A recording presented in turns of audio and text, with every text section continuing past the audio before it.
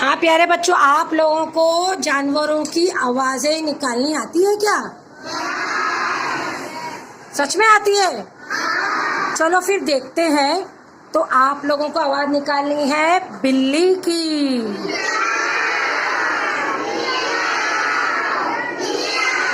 Very good. अच्छा चलिए, आप मुझे बताइए शेर किस तरह से बोलता है?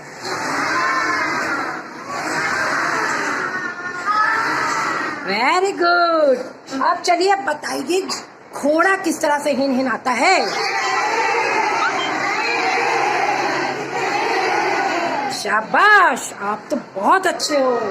अब मुझे बताइए मुर्गा कैसे बोलता है?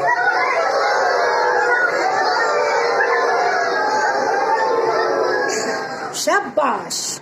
अब बताइए कुत्ता कैसे भौंकता है? Very good.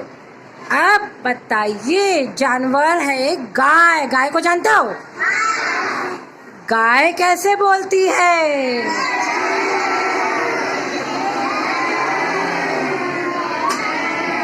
ओके।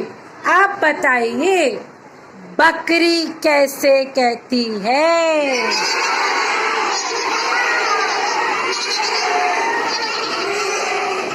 शाबाश, बहुत खूब।